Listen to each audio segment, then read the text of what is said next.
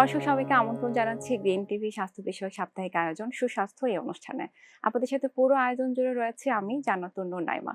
দর্শক, চোখ আমাদের শরীরে অত্যন্ত সংবেদনশীল এবং গুরুত্বপূর্ণ একটি অঙ্গ। নানা অবহেলার কারণে ছোট থেকে শুরু করে বয়স্ক আমরা সবাই কম বেশি নানা ধরনের চোখের সমস্যায় ভুগে থাকি। আজ আমরা তাই কথা বলবো চোখের নানা সমস্যা, তার প্রতিকার এবং চোখের যত্ন নিয়ে।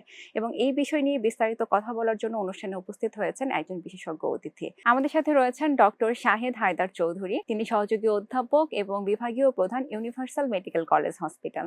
তো দর্শক, চলুন আমরা আমাদের মূল আয়োজনে চলে যাই। স্যার, আপনাকে স্বাগত আমাদের আজকের অনুষ্ঠানে। কেমন আছেন? ধন্যবাদ আপনাকে আমাকে আমন্ত্রণ জানানোর জন্য।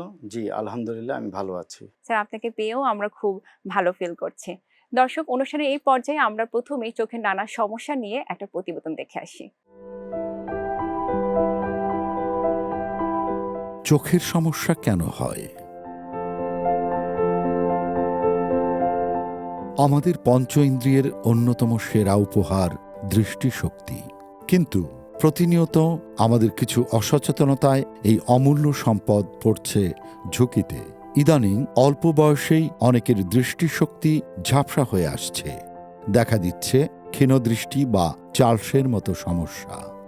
এর অন্যতম প্রধান কারণ অতিরিক্ত স্ক্রিন টাইম এবং অপর্যাপ্ত আলোতে কাজ করা। এছাড়াও চোখ লাল হওয়া, চুলকানি বা চোখ দিয়ে পানি পড়ার মতো সমস্যা এখন ঘরে ঘরে, যার পেছনে রয়েছে বায়ুদূষণ, ধুলোবালি এবং চোখে ব্যাকটেরিয়া বা ভাইরাসের আক্রমণ। অন্যদিকে বয়সজনিত কারণে চোখে পানি পড়া কিংবা চোখের অভ্যন্তরীণ উচ্চ রক্তচাপের কারণে গ্লুকোমার মতো নীরব ঘাতক কেড়ে নিচ্ছে মানুষের দৃষ্টিশক্তি। অনিয়ন্ত্রিত ডায়াবেটিস এবং উচ্চ রক্তচাপও চোখের এই ক্ষতিকে ত্বরান্বিত করে। রোগ বাড়ার আগেই কারণগুলো জানা জরুরি। চোখের নানা সমস্যা এবং এর আধুনিক সমাধান নিয়ে বিস্তারিত জানতে চোখ রাখুন আজকের আলোচনায়। স্যার, আমরা তো প্রতিবেদন দেখলাম যেখানে দেখা যাচ্ছে যে বিভিন্ন ডিভাইসের উপর জোর দেওয়া হয়েছে, যে ডিভাইস এখন কিন্তু আমরা অনেক বেশি ডিভাইস বেস, ছোট থেকে শুরু করে বড় আমরা কিন্তু মোবাইল দেখি, কম্পিউটার, ল্যাপটপ আমাদের নিত্যদিনের সঙ্গী। তো আপনার কি মনে হয় যে এই যে ডিভাইস বেসড এর কারণে আমাদের চোখের উপর আসলে সেটা কতটুকু ক্ষতিকর প্রভাব ফেলছে? এটা প্রথম থেকেই আসলে আমরা জেনে আসছি এবং করোনাকালীন সময়ে এবং করোনা পরবর্তী সময়ে আসলে ডিভাইসের পরিমাণটা বেড়ে গেছে ব্যবহার। আমরা ছোটরা স্কুলে জুম মিটিংয়ের মাধ্যমে কিন্তু ক্লাস হয়েছে। আমরা অফিস আদালত করতে বাধ্য হয়েছি, কিংবা ইভেন আমি তো মেডিকেল কলেজেও জুমের মাধ্যমে লিংক দিয়ে আমাকে ক্লাস নিতে হতো। তো কাজেই যেটা হয়, কম্পিউটারের দিকে বেশিক্ষণ তাকিয়ে থাকলে আমাদের চোখ শুকিয়ে যায় এবং আমরা এসি রুমে বসে কাজ করি, বাসায় এসি, এবং গাড়িতে আমরা যখন মুভ করি তখনও এসি। এর উপর আমরা যখন একটি ডিভাইসের প্রতি আমরা তাকিয়ে থেকে অনেকক্ষণ ধরে তাকিয়ে থেকে কথা বলবো বা কাজ করব, তখন চোখের শুষ্কতা দেখা যায়। আমাদের চোখের সম্মুখ ভাগে একটা প্রিকর্নিয়াল টিয়ার ফিল্ম আছে, যেটা চোখের মণিকে, যেটা কর্নিয়া সম্মুখ ভাগ চোখের, তাকে আসলে ময়েস্ট রাখে। কিন্তু এটা আপনার ব্রেক হয়ে যায় আমাদের যখন আমরা পলক ফেলি না। পলক ফেললে কিন্তু সেই টিয়ার ফিল্মটা ডিস্ট্রিবিউটেড হয়। কিন্তু খেয়াল করে দেখবেন, আপনি যখন মনোযোগ দিয়ে কাজ করছেন কিংবা আপনি যখন মোবাইল দেখছেন অনেকক্ষণ ধরে, তখন কিন্তু আমরা পলক ফেলতে ভুলে যাচ্ছি। আর এটার থেকেই আসলে কম্পিউটার ভিশন সিনড্রোম, চোখের এটা একটা ভয়াবহ রোগ আমরা জানতে পেরেছি। এতে চোখ শুষ্ক হয়ে যায়, এতে অনেকক্ষণ ধরে তাকিয়ে থাকলে আমাদের হেডেক হতে পারে, চোখের ব্যথা, আয়েক হতে পারে, চোখ শুকিয়ে গেলে চোখের জ্বালা যন্ত্রণা বাড়বে। আপনার অনেকক্ষণ ধরে আমরা যদি কম্পিউটারের দিকে কাজ করি, তাকিয়ে থাকি একটা নির্দিষ্ট ইয়েতে, আমাদের ঘাড়ে ব্যথা হবে, নেক পেইন হবে। স্যার, এটা কি কোনো সলিউশন রয়েছে নাকি? এগুলি সব মিলেই কিন্তু এটা কম্পিউটার ভিশন সিনড্রোম, সিভিএস। আচ্ছা। হ্যাঁ, অবশ্যই সলিউশন আছে। আমরা এটাতে চমৎকার একটা ফর্মুলা আমরা জেনেছি, আমরা জানি, এবং আমরা চক্ষু বিশেষজ্ঞরা আমরা কিন্তু মানুষকে এটা জানানো দায়িত্ব আমাদের। সেটা হচ্ছে কি 20-20-20 ফর্মুলা। 20-20-20, তিনটাই 20। জি। 20 মিনিট লাগাতার যদি আপনি কম্পিউটার ইউজ করেন, স্ক্রিনের দিকে তাকিয়ে থাকেন, তখন আমরা একটা রুগীকে বলি যে আপনি যে কাজই করেন এক নাগাড়ে ২০ মিনিট ইউজ করেন কম্পিউটার, করার পরে অন্তত ২০ সেকেন্ডের জন্য চোখটা সরিয়ে নেন। আচ্ছা। কম্পিউটার থেকে ২০ সেকেন্ডের জন্য চোখটা সরিয়ে নেন। ২০ ফিট দূরে আপনার অফিস আদালত বা ঘর বাড়িতে যদি জানালা থাকে, জানালা দিয়ে ২০ ফিট দূরে যদি কোনো গ্রিন সিনারিও, কোনো গাছপালা দেখা যায়, সেদিকে তাকিয়ে থাকেন। যদি না থাকে? না থাকলেও মনে করবেন যে অদূরে আমি তাকিয়ে আছি, তো অন্তত স্ক্রিন থেকে সরিয়ে নেবেন চোখটাকে। বাহ! খুব চমৎকার একটা সলিউশন স্যার দিলেন। আসলে তাহলে আমাদের তো আসলে আমরা মোবাইল যদি প্রতি ২০ মিনিট পরে পরে এই অভ্যস্ততা আনি, তাহলে চোখটা রেহাই পায় এবং সেই সাথে আমরা চোখে ব্লিঙ্ক করব। আচ্ছা। চোখের আমরা নরমালি চোখ বন্ধ করব, খুলব, এতে কিন্তু আমাদের চোখ রেহাই পাবে। অনেকখানি রেহাই পাবে। যেহেতু আমরা আসলে ডিভাইস বেসড এখন অনেকখানি নির্ভর, আমরা আসলে এখন চাইলেই কম্পিউটার ছাড়তে পারবো না বা মোবাইল ছাড়তে পারবো না। সো এই ফর্মুলাটা আসলে আমাদের জন্য না, খুব সেই গুরুত্বপূর্ণ। সাথে আবার আরেকটা কথা, মানে প্রত্যেকটা মা-বাবাকে বলতে হবে যে শিশুদেরকে, তারা কিন্তু অধিক আগ্রহী মোবাইলের ব্যাপারে। জি। তাদেরকে এই স্ক্রিন টাইমিংটা কমিয়ে আনতে হবে আসলে।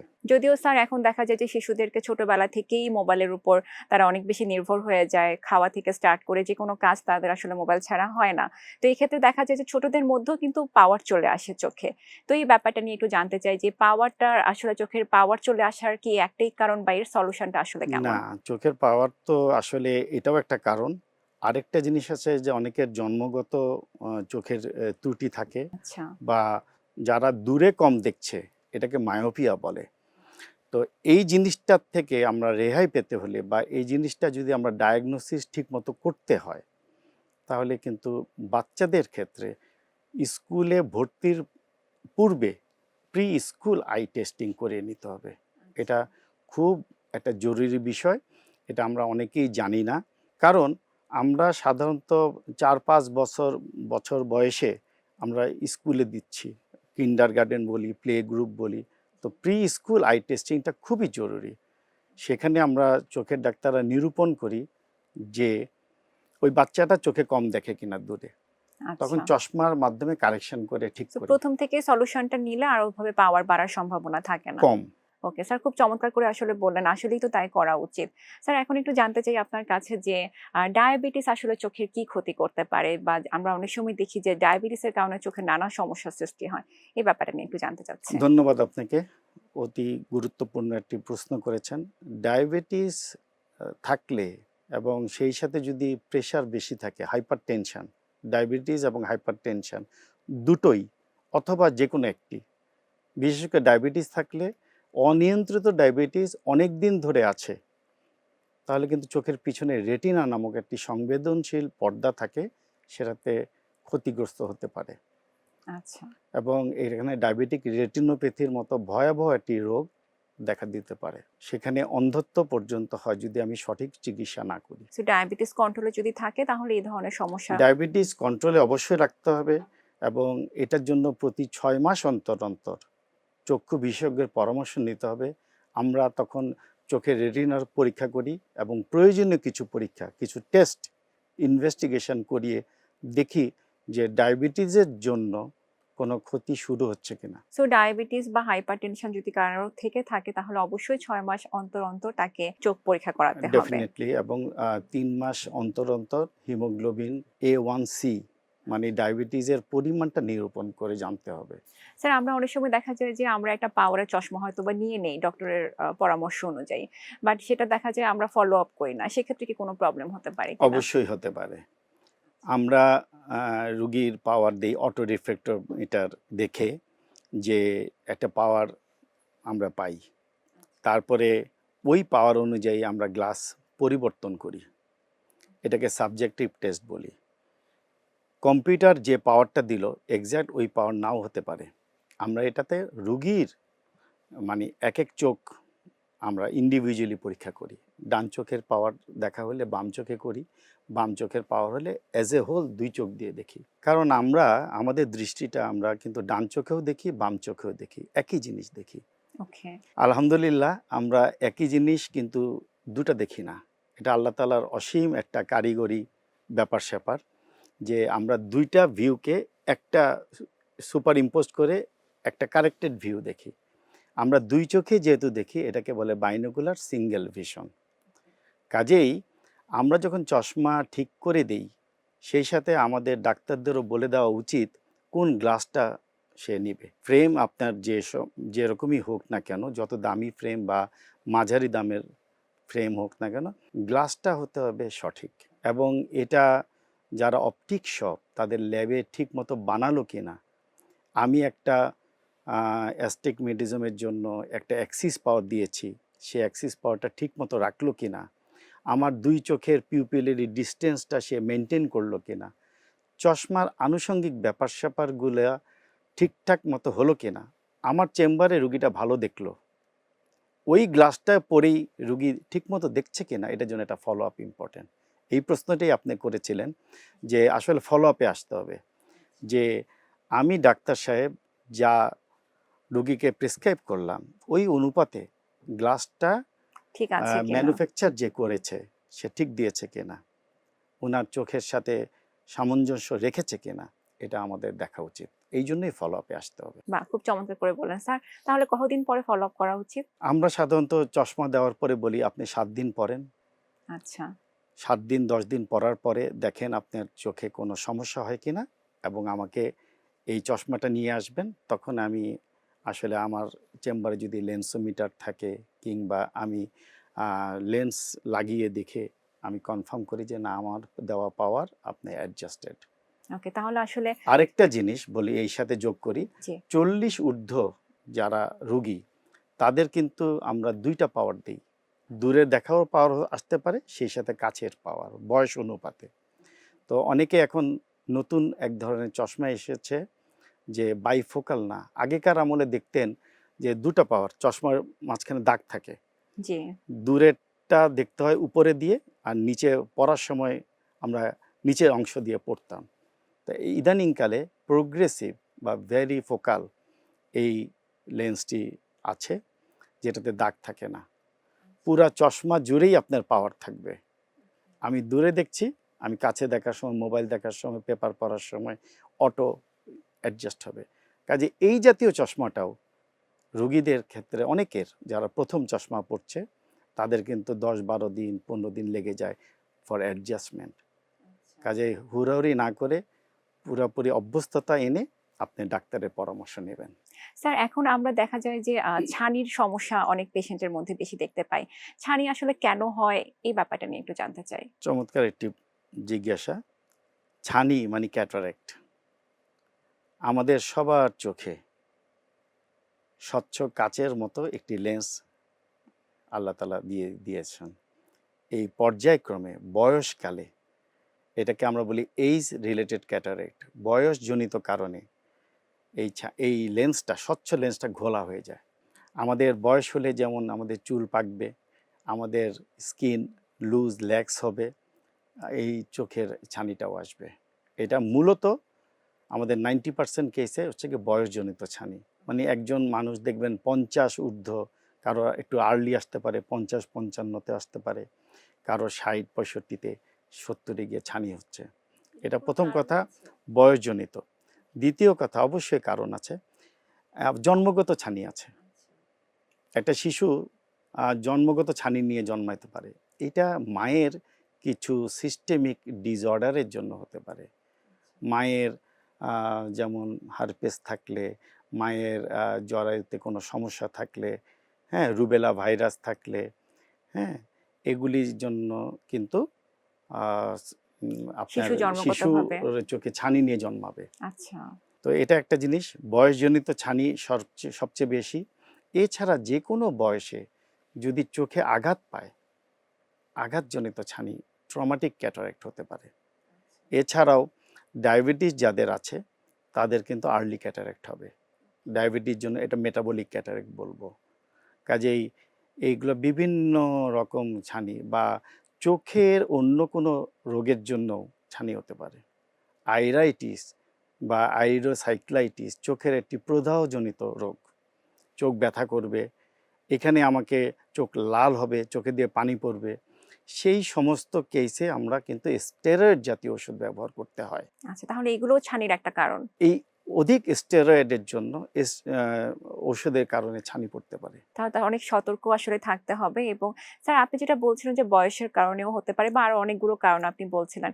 তাহলে কি আমরা সবাই এই ঝুঁকিটাতে কি আছি যে আমাদের একটা বয়সের পর আমাদের ছানি চোখে পড়তে পারে? আমরা প্রত্যেকটা মানুষের চোখে ছানি পড়বে বয়সজনিত কারণে। আচ্ছা। নরমালি আমরা যতই ভালো দেখি, কারো 60-এ পড়তে পারে, এটা তার বডির গঠন অনুযায়ী। কারো 70-এ আসবে, কারো 80-তেও ছানি আসবে।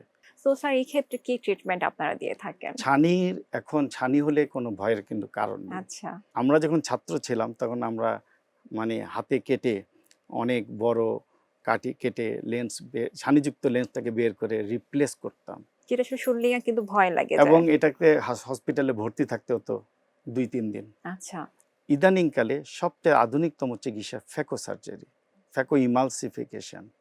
একটি প্রোবের মাধ্যমে আল্ট্রাসনিক মোডে ওই ছানিযুক্ত লেন্সটাকে চূর্ণ বিচূর্ণ করে মেশিনের সাহায্যে বের করে নিয়ে আসা হয় এবং ওই ছোট্ট একটা ছিদ্র দিয়ে ফোল্ডেবল লেন্স, এটা ফোল্ডেবল লেন্স, সফট লেন্স, এটা ঢুকিয়ে আপনার ছানিটাকে রিমুভ করা হয়। আচ্ছা, এখানে কেমন সময় লাগতে পারে? ছানি অপারেশনে আসলে মানে পার্সন টু পার্সন ভেদে 10-15 মিনিট 20 মিনিট সর্বোচ্চ। তাহলে তো খুবই আধুনিকতম চিকিৎসা হয়ে দাঁড়িয়েছে। যেহেতু ছানি খুব কমন একটা প্রবলেম। তো ছানির চিকিৎসা আসলে খুব আধুনিক একটা চিকিৎসা, যেটা আপনি ফ্যাকো সার্জারির কথা বললেন। এবং এটা ডে কেস সার্জারি, এখানে অ্যাডমিশন নিতে হয় না, এখানে সেলাই নাই, এখানে ইনজেকশন দিতে হয় না, এখানে প্যাড ব্যান্ডেজ দিতে হয় না। মানে অপারেশন শেষে আমরা প্যাড ব্যান্ডেজ দিয়ে 2 দিন রাখতাম, পরে রুগীকে দেখতাম। এখন রুগী আসলে তার স্বাভাবিক কার্যক্রমে খুব র্যাপিড যেতে পারবে। স্যার, ছানি নিয়ে আরো অনেক কিছু আপনার কাছ থেকে জানবো, কিন্তু সময় হয়েছে ছোট্ট একটি বিরতি নেবার। প্রিয় দর্শক, আপনারা দেখছেন সুস্বাস্থ্য এই অনুষ্ঠানটি। অনুষ্ঠানের এই পর্যায়ে নিয়ে নিচ্ছি ছোট্ট একটি বিরতি। খুব তাড়াতাড়ি ফিরবো, সাথেই থাকুন।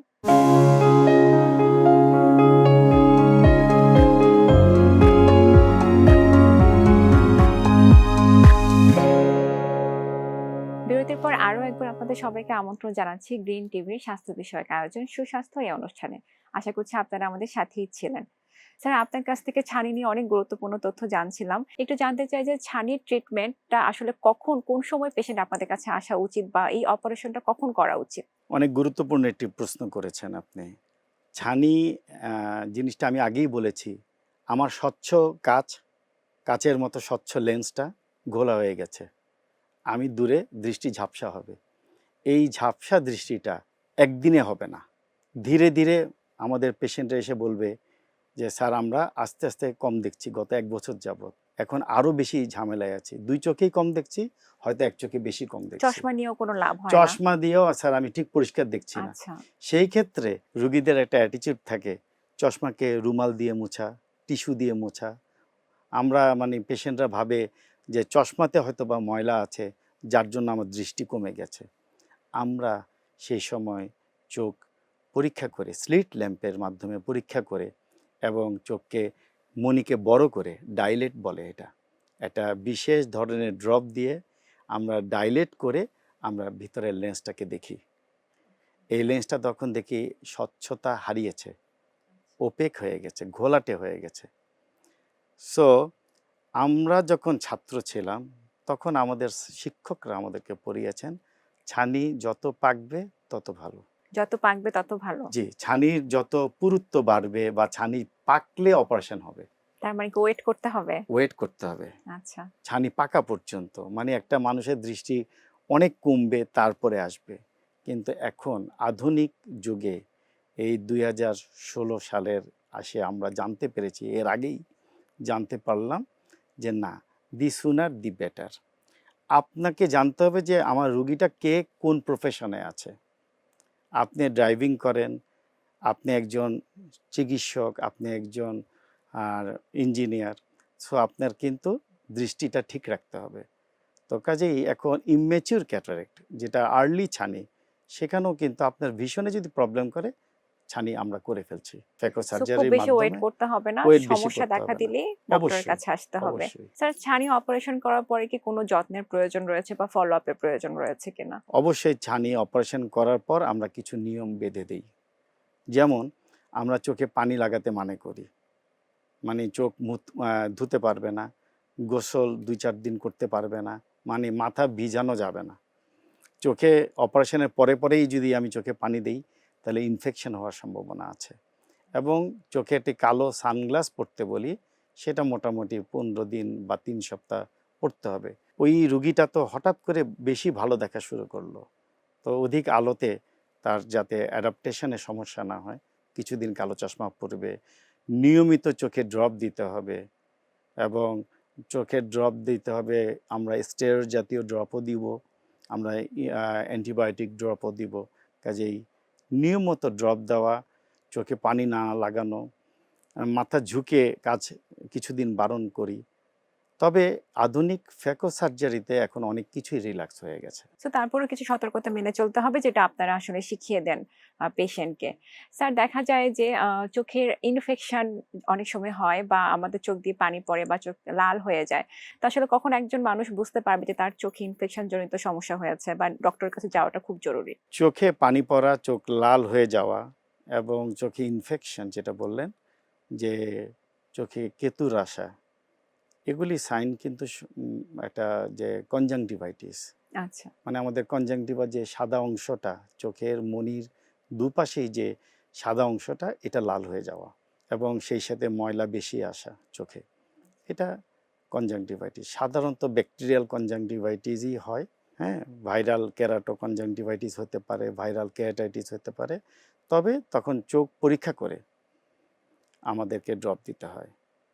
এই অনুষ্ঠানের মাধ্যমে আপনাকে আরেকটি আমাদের অগণিত দর্শকদেরকে সতর্ক করতে চাই।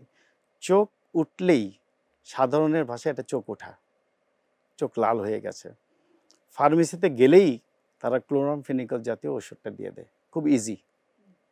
আপনারা কখনোই ডাক্তার, চক্ষু বিশেষজ্ঞ না দেখিয়ে চোখের ড্রপ দেওয়া যাবে না। এক্ষেত্রে কেন, মানে চোখ ওঠার ব্যাপারটা এত চোখ উঠলেই ফার্মেসিতে একটা সহজ ড্রপ, ক্লোরামফেনিকল নামে একটা ড্রপ আছে, ওটা আমরা আসলে আজকাল ব্যবহার করি না। আমরা আধুনিক কিছু ড্রপে চলে গেছি, মক্সিফ্লক্সাসিন, লিভোফ্লক্সাসিন, গ্যাটিফ্লক্সাসিন, এই জাতীয় যার যেটা প্রয়োজন হবে সেটা দেখে এটা আমাদের এক দেওয়া। একজনের এক একটা ডোজিং থাকতে পারে। স্যার, চোখ ওঠা কি চোখের ইনফেকশনকে বোঝায়?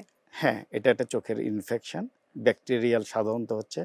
যে কোনো জীবাণু দিয়ে চোখে ইনফেক্টেড হলে আমরা ওই জীবাণুনাশক অ্যান্টিবায়োটিক ইউজ করতে বলি, চোখে পানি না লাগাতে বলবো।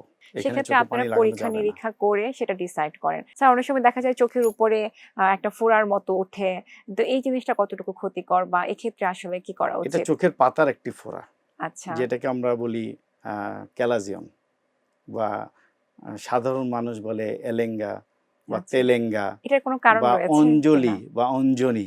এটা আচ্ছা। খুব মানে ফেভারিট একটা টার্ম, কিন্তু আমাদের অপথ্যালমিক ভাষায়, চোখের ভাষায় এটা ক্যালাজিয়ন, এটা চোখের একটা ফোড়া।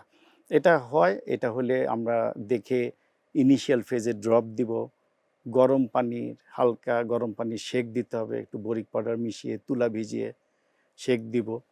সাধারণত এটা ইনিশিয়াল ফেজ হলে বসে যায়, কিন্তু যদি দীর্ঘদিন হয় তাহলে কিন্তু এটা সার্জারি লাগে। এটা হওয়ার কি কোনো কারণ রয়েছে কিনা? স্যার, অনেকের ক্ষেত্রেই দেখা যায় যে এটা রিকারেন্ট হয়। দেখা যায় একটু মলম এবং দিচ্ছে। জায়গা হ্যাঁ, হতে জি। পারে। যদি বয়স্ক হয় তাহলে হয়তো সুগারের তারতম্যের জন্য এটা কিন্তু বেশি হয়। আবার সাধারণত ধুলাবালি ময়লার থেকে ওই নালীগুলি বন্ধ হয়, চোখের পাতার যে গোড়ায় নালীগুলি থাকে এখানে, এই জন্য প্রদাহটা হয় এবং এটা একটা নোডুলার সোয়েলিং হিসেবে দেখা দেয়। স্যার, চোখের সমস্যা হলে প্রাথমিক কি কোনো লক্ষণ রয়েছে কিনা, যেটাতে আসলে বোঝা যায় যে না, আমার চোখে সমস্যা শুরু হয়েছে? হ্যাঁ, চোখের কিছু জিনিস আছে, চোখ যে কোনো রোগে আসলে চোখ ব্যথা শুরু হতে পারে, চোখে দিয়ে পানি পড়তে পারে, চোখ চুলকাতে পারে, এগুলি তো মাথা ব্যথা দিয়ে আপনার বহিঃপ্রকাশ হতে পারে। স্যার, মাথা ব্যথার সাথে যেহেতু বলছিলেন, তার মানে মাথা ব্যথার সাথে চোখের একটা সম্পর্ক রয়েছে, যেটা আমরা আসলে অনেক সময় ফাইন্ড আউট করতে পারি না। মাথা ব্যথার সাথে চোখের আসলে সম্পর্কটা একটু বিস্তারিত জানতে চাই। মাথা ব্যথা যে কোনো রোগের একটা বহিঃপ্রকাশ। আচ্ছা। আমি দূরে হয়তো কম দেখি, বা একটি স্কুল গোয়িং ছেলে বা মেয়ে মাথা ব্যথা বলছে, কিন্তু চক্ষু পরীক্ষা করলে দেখা যাবে তার দৃষ্টিশক্তি, দূরের দৃষ্টি তার কম। তখন সেই স্কুইজ করে, চোখ স্কুইজ করে ওই জিনিসটা দেখার চেষ্টা করে, মাসেলকে ওভার পাওয়ার করছে। এখানের থেকে মাথা ব্যথা হতে পারে, চোখের পিছনে ব্যথা করতে পারে, আইয়েক হতে পারে, এবং চশমার কারেকশনের মাধ্যমে এইসব মাথা ব্যথাগুলো ভালো হয়। স্যার, চোখের ইনফেকশন নিয়ে আমরা আলোচনা করছিলাম। একটু জানতে চাই যে চোখের ইনফেকশন কি কোনোভাবে ছড়ানোর উপায় রয়েছে কিনা? হ্যাঁ, রোগীরা আপনার মতোই এই প্রশ্নটা খুব কমন। স্যার, আমার চোখ উঠেছে, তো আমি কি আমার অন্যান্য পরিবারের সদস্য থেকে দূরে থাকব, কিংবা কি? আসলে আমি পাশাপাশি বসে আছি, আমার চোখ লাল হয়েছে, আপনার চোখ লাল হবে এমন কোনো কথা নাই। কিন্তু আমরা সাধারণত যেটা করি, চোখে পানি পড়ছে, টিস্যু মুছে আমি টেবিলে রেখে দিলাম। এটা যদি আরেকজন ধরে টাচ করে তার নিজের চোখেও ইয়ে করে, তাহলে কিন্তু ইনফেক্টেড হবে। আচ্ছা। এই জন্য আমরা কিন্তু সাবধানতা অবলম্বন করতে বলি যে কালো চশমা পরবেন, চোখে পানি লাগাবেন না। পানি লাগাইলেই ওই চোখে ওঠা রোগটা, মানে কনজাংটিভাইটিসটা ফ্লেয়ার আপ হয়, বেড়ে যায়। কাজেই এটা কিন্তু এই অর্থে অবশ্যই একজনের থেকে একজন হতে পারে, বা একজনের হলো পুরো পরিবার দিয়েও শেষ হয়, এমনও ইতিহাস আছে। সেক্ষেত্রে আসলে সতর্ক থাকতে হবে। সতর্ক থাকতে হবে।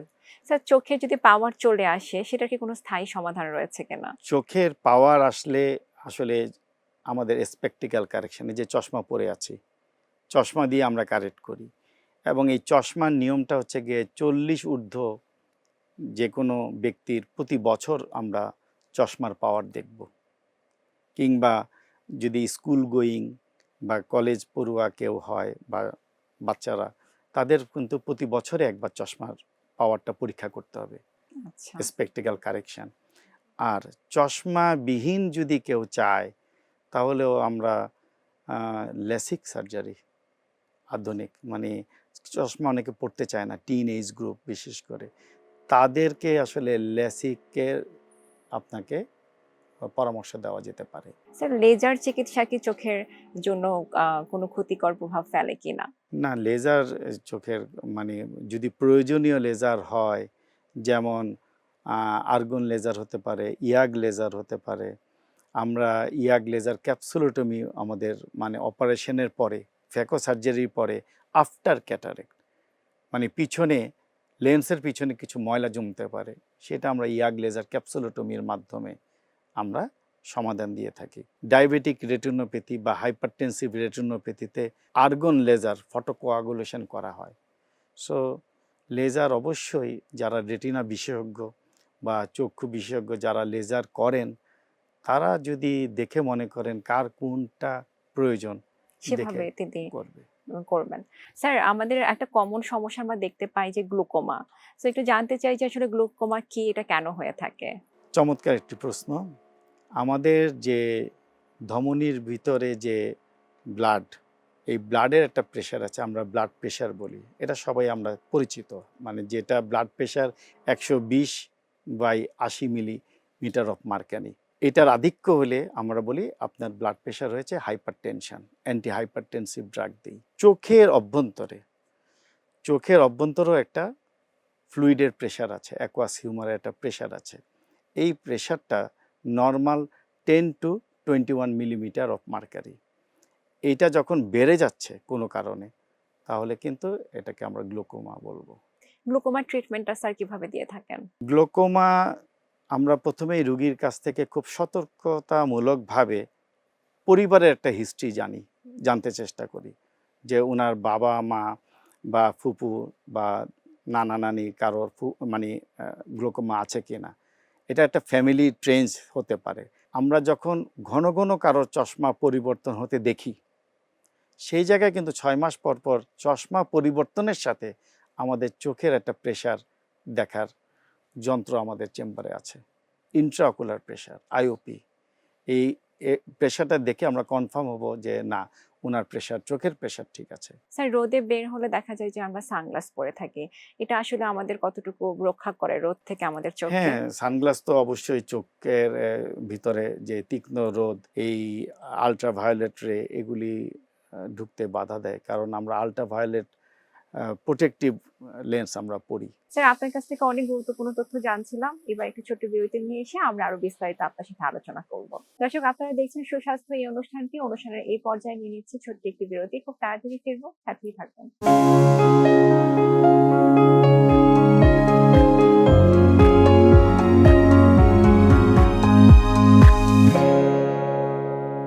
বিরতির পর আরো একবার আপনাদের সবাইকে আমন্ত্রণ জানাচ্ছি সুস্বাস্থ্য এই অনুষ্ঠানে। আশা করছি আপনারা সবাই আমাদের সাথেই ছিলেন। স্যার, আমরা খুব গুরুত্বপূর্ণ তথ্য নিয়ে আপনার সাথে কথা বলছিলাম।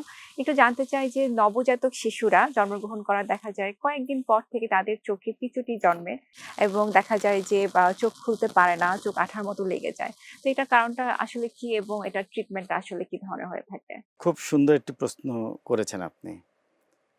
আমাদের কাছে চেম্বারে প্রায় আসে ছোট্ট বাবু, বলে যে নর্মাল বাচ্চা হয়েছে, খুবই স্বাভাবিক বাচ্চা, জন্মের সময় সব ঠিক ছিল, কিন্তু 15 দিন পর 20 দিন পরে মারা খেয়াল করে যে চোখ খোলে না। এক চোখও হতে পারে, দুই চোখও হতে পারে, ময়লা দিয়ে ভর্তি, মানে পিচুটি, কেতুর বলি আমরা, বা চোখ টলমল করছে, অনেক পানি। এটা আমরা টর্চ লাইট দিয়ে আমরা ওই চোখটা খোলার চেষ্টা করি, খুলে আমরা পরীক্ষা করি। পরীক্ষা অনেক সময় করলে লালও হয়ে থাকে। লাল খুব বেশি হয় না এখানে। আচ্ছা। এখানে আসলে কেতুরের পরিমাণটা বেশি থাকে, পানির পরিমাণটা বেশি থাকে। এটা জন্মগত নেত্রনালী বন্ধ। এটাকে আমরা বলি কনজেনিটাল নেজোল্যাক্রিমাল ডাক্ট অবস্ট্রাকশন। আমাদের প্রত্যেকটা মানুষের চোখের সাথে নাকের, নাকের সাথে গলার একটা সম্পর্ক আছে, নেত্রনালী। প্রতিটা বাচ্চার জন্মের সময় মায়ের যে লেবার পেইন এবং এই চাপে, প্রেসারে, এবং বাচ্চা যখন ডেলিভারি হয়ে যায় তীব্র কান্নার কারণে, এটা ওই নেত্রনালীতে নেগেটিভ প্রেসার তৈরি হয়। নেত্রনালীর শেষ অংশে এটি পর্দা থাকে, এই পর্দাটা ফেটে যায়, এটা প্রাকৃতিক নিয়ম। যাদের ফাটে তারা বাচ্চা নিয়ে আসে না, তাদের এই রোগটা হয় না, কিন্তু 10% সাধারণত এই রোগে ভুগে। তাদের ওই মেমব্রেনটা, সে মেমব্রেনটা আর ফেটে যায় না। তখন বাচ্চারা এসে, বাচ্চা তো আসেন, বাচ্চা তো মায়ের কোলে আসে, মারা এসে কমপ্লেন করে যে আমাদের বাবুর এই চোখের এই অবস্থা। তখন আমরা ডায়াগনোসিস করে ফেলি যে এটা কনজেনিটাল, জন্মগত নেত্রনালী বন্ধ। সেখানে আমরা খুব প্রয়োজনীয় একটি ব্যায়াম শিখিয়ে দিই, যে আপনি হাত ধুয়ে নেবেন, হাত পরিষ্কার রেখে বাবুর চোখটা সবসময় পরিষ্কার রাখবেন। এটা হালকা কুসুম গরম পানিতে তুলো ভিজিয়ে ওই কেতুরটা পরিষ্কার করে দেবেন, এবং প্রয়োজনীয় একটি ড্রপ, সাধারণত টোব্রামাইসিন আই ড্রপ, মানে বাচ্চাদের জন্য এই ড্রপটা খুবই একটা ফ্রেন্ডলি একটা ড্রাগ। এটা দেই, দিনে 3-4 বার দিতে বলি। এবং সবচেয়ে ইম্পর্টেন্ট যে জিনিসটা, ডিজিটাল হাইড্রোস্ট্যাটিক মাসাজ, চোখের কোণায়, 2 পাতার কোণায় আমরা tip of the index finger দিয়ে চাপ দিয়ে আমরা নিচের দিকে টানতে বলি, এটা ম্যাসাজ, ডিজিটাল হাইড্রোস্ট্যাটিক ম্যাসাজ। এটা দিনে 4 বেলা করতে বলবো, এবং প্রতিবার 10 বার না উঠিয়ে আপনার 2 চোখের কোণায় চাপ দিয়ে ভিতরের দিকে ঠেলে ধরে আমরা নিচের দিকে নামবো, নাকের দিকে। তাহলে এই জিনিসটা তে ওই নেগেটিভ প্রেশারের জন্য ওই নেত্রনালীটা খুলে যায়। এবং চমৎকার এটা একটা যদি 3 শিখিয়ে বছরের দিয়েছেন। মধ্যে এটা করতে হবে আমাকে। 3 3 বছরের বছরের মধ্যে মধ্যে। যদি না হয় ভালো, তাহলে আমরা কিন্তু বাচ্চাকে অজ্ঞান করি। একটি তার আছে আমাদের, আর একটা প্রোব, এই প্রোব দিয়ে আমরা ওই পথটাকে ক্লিয়ার করে দিই। আচ্ছা, বাচ্চারা কি এক্ষেত্রে ব্যথা পায় স্যার? সে তো একটু গ্যাস ধরলে অজ্ঞান থাকবে। আচ্ছা, আচ্ছা। 5 মিনিটের জন্য জাস্ট, এটা বড় কিছু না, এটা জিয়ে না, কিন্তু এটা গ্যাস ধরে আমরা ওই নেত্রনালীটা আমরা খুলে দিই। আচ্ছা। তো এখানে ভয়ের কোনো কারণ নেই। ভয়ের কারণ নেই, এবং এটা সুস্থতা পায়। আচ্ছা। এটাও যদি ফেল মারে তাহলে কিন্তু 8 বছর বয়সে নেত্রনালী অপারেশন করতে হবে। কাজেই আপনার উচিত হবে ওই কনজেনিটাল নেজোল্যাক্রিমাল ডাক্ট অবস্ট্রাকশনের বাচ্চাগুলিকে নিয়ে সময় মতো চক্ষু বিশেষজ্ঞের পরামর্শ নেবেন। তো এই জিনিসটাকে আসলে কোনোভাবে অবহেলা করা যাবে না এবং অনেকেই মনে করে যে জাস্ট একটু বাসায় বসে পরিষ্কার করলে যদি ঠিক হয়ে যায়, তাও কিন্তু না, একজন চক্ষু বিশেষজ্ঞ দেখিয়ে আসলে পুরোপুরি কনফার্ম হয়ে যাওয়া উচিত। স্যার, অবশ্যই। খুব সুন্দর করে আসলে আপনি সলিউশনটা দিয়েছেন, এটা আমাদের দেশের খুব কমন একটি সমস্যা। এবার একটু স্যার জানতে চাই, আপনি অনুষ্ঠানের প্রথমেই একটু বলছিলেন যে বাচ্চাদের যেহেতু চোখে পাওয়ারের সমস্যা এখন খুব দেখা যায়, তো প্রি স্কুল আই টেস্ট করার ব্যাপারে আপনি বলছিলেন। তো একটু জানতে চাই এটা কেন এত বেশি জরুরি? হ্যাঁ, প্রথমেই আমি বলছিলাম প্রি স্কুল আই টেস্টিং। আসলে এটা আমরা চক্ষু বিশেষজ্ঞরা প্রায় বলি, প্রি স্কুল আই টেস্টিং। খুবই একটা গুরুত্বপূর্ণ বিষয়। কেন জানি এটা আমরা এখনো পপুলার করতে পারি না। আমি যেটা মিন করছি যে 4-5 বছরের একটা শিশু যখন স্কুলে যাওয়া শুরু করবে 5 বছরের সময়, তখন স্কুলে দেওয়ার আগেই বাবা মারা যেন চক্ষু বিশেষজ্ঞের পরামর্শ নেয়, কিংবা স্কুল কর্তৃপক্ষ, ইংলিশ মিডিয়াম স্কুল এ আধিক্য বেশি এখন, ওরা কিন্তু পারে যে একটা ক্লাসে একদিন আই টেস্টিং প্রোগ্রাম করতে। আমরা একটা স্নেলেন চার্ট নিয়ে, আমরা কিছু ছবি নিয়ে, আমরা যে স্নেলেন চার্টটা, এটা বাচ্চাকে এক চোখ বন্ধ করে আরেক চোখ দিয়ে আমরা দেখাতে পারি যে তুমি দেখো কি না। 2 চোখের দৃষ্টির তারতম্য থাকে, তখন কিন্তু আমরা তাদেরকে বলি যে আমাদের চেম্বারে আসেন। আমরা অটো রিফ্র্যাক্টোমিটার বা ছোট বাচ্চাদের আমরা একটু বিশেষ পদ্ধতিতে আমরা কিন্তু চশমা নিরূপণ করতে পারি। সেই ক্ষেত্রে চশমা দিলে কিন্তু বাচ্চা দেখবে। কিন্তু আমরা ওই বাচ্চাটা যদি ছোটবেলায় আমাদের কাছে না আসে, 8 বছর হয়ে গেল তাও আসলো না, তখন কি হবে? তখন কিন্তু এমব্লায়োপিয়া নামে একটি রোগ দেখা দিবে তার ওই চোখের জন্য। এটাকে বলে অলস চক্ষু, লেজি আই। কারণ আমরা তো আগেই বলেছি অনুষ্ঠানের শুরুতে, আমাদের সবার দৃষ্টি বাইনোকুলার সিঙ্গেল ভিশন, 2 চোখেই দেখি। আমার যদি ডান চোখ দুর্বল থাকে, আমাদেরকে বাম চোখ দিয়ে কিন্তু দেখিয়ে দিচ্ছে, তখন কিন্তু ওই শিশুটা বুঝে না যে তে এক চোখে কম দেখছে, বাবা মারাও জানে না। এইভাবে না জেনে কোনো শিশু আসে যে 10 বছর সময় যে চোখে কম দেখে, তখন কিন্তু আমরা দেখি এক চোখে পাওয়ারের আধিক্য অনেক বেশি, সেই বেশি পাওয়ার দিয়েও কিন্তু তাকে নর্মাল 6/6 যে নর্মাল ভিশন, এটা দেখানো যায় না। সেই চোখটা কখনোই আর কারেক্ট করা আমাদের পক্ষে যায় না। খুবই কিন্তু গুরুত্বপূর্ণ। যদি ছোটবেলায় আমরা যে চোখে কম দেখে ওই চোখ দিয়ে দেখার অভ্যাসটা করি, তার মানে যে চোখে ভালো দেখে ওইটাতে যদি ফ্রস্টেড গ্লাস মানে বাধা দিয়ে দেই যে এই গ্লাস দিয়ে দেখবা না, তুমি খারাপ চোখ দিয়ে দেখার অভ্যাস করো, তাহলে কিন্তু এটা রিকভারি হয়। এবং এই বয়স সীমাটা 7 থেকে 8 বছর। তাহলে তো স্যার খুবই গুরুত্বপূর্ণ, আপনার কথা শুনে বুঝতে পারলাম। স্যার, একটু আরেকটু জানতে চাই যে আমরা ধরেন ছোট বাচ্চারা পাওয়ার চলে আসলো চোখে বা তারা চশমা নিয়ে ফেললো, তো তাদের চোখে তাহলে কারেকশন সেটা হয়ে যায় নাকি তাদের চশমাটাই সারা জীবন ক্যারি করতে হয়? না, এটা অনেকে বলে যে এখন পাওয়ার অল্প, হয়তো বড় হলে চশমা লাগবে না। সেটা না, কিন্তু যাদের পাওয়ার শুরু হয় বেশি দিয়ে তাদেরকে কিন্তু ক্যারি করতে হয়। এখন কোন বয়সে যাদের মাথা ব্যথার জন্য চশমাটা পড়তে বলি আমরা, সেটা অনেক সময় 0.5 অথবা 0.25, এই সামান্য পাওয়ারটা অনেক সময় আর লাগে না। সেক্ষেত্রে মিনিমাম কয় মাস চশমা পরাটা জরুরি? না, না, চশমা যাদেরকে আমরা দিব, আমরা পড়তেই হবে। চশমাটা পড়তে বলি। আচ্ছা, পরে রেগুলার আমাদের ফলো আপে থাকবে। আচ্ছা। যখন দেখব যে সে চশমা ছাড়া হয়তো বা 6/6 নরমাল দেখে, তখন চশমা না পড়লেও ওকে, চলবে। সেক্ষেত্রে আবারও চলে আসে যে ফলো আপ করতে হবে এবং ফলো আপটা খুব জরুরি। আসলে যে চোখের যে কোনো বিষয়ে আমি বলে দেই কমন একটা জিনিস, যে যারা আমরা চশমা পরি, সেটা ছোট হোক বড় হোক, বিশেষ করে 40 ঊর্ধ্ব প্রত্যেকটা মানুষকে বছরে একবার চোখ দেখাতে হবে। কিন্তু যে রুগীটার চোখের ডায়াবেটিস বা আপনার হাইপারটেনশন জনিত কারণে যদি চোখের ভিশনের প্রবলেম আসে, তাহলে তাকে 6 মাস পর পর চোখ দেখাতে স্যার, হবে। আপনার কাছ থেকে অনেক গুরুত্বপূর্ণ তথ্য জানতে পেরেছি। আমরা যেহেতু অনুষ্ঠানের একদম শেষ পর্যায়ে চলে এসেছি, ফাইনালি একটু জানতে চাই যে আমরা ঘরোয়াভাবে চোখের যত্ন আসলে কিভাবে নিতে পারি? আমরা ঘরোয়াভাবে চোখের যত্ন নিতে পারি এইভাবে, যে আমরা স্ক্রিন টাইম আসলে সীমিত রাখবো, আমরা পর্যাপ্ত একটি ঘুমাবো। আরেকটা চমৎকার জিনিস বলি, আমরা রসালো ফল খাবো, শাকসবজি, ছোট মাছ, যে কোনো ধরনের মাছ আমরা প্রচুর পরিমাণে খাবো। সেই সাথে আরেকটা জিনিস মনে রাখতে হবে, আমরা পর্যাপ্ত পরিমাণ পানি খাবো। আমাদের 2-2.5 লিটার পানি আমাদেরকে খেতে হবে। তাতে চোখের শুষ্কতা হারাবে না। আরেকটা জিনিস, আজকে 17 তারিখ, রাত 12টা বাজলে এটা 18 তারিখ। 17 তারিখের ঘুম কখনোই 18 তারিখে ঘুমাবেন না।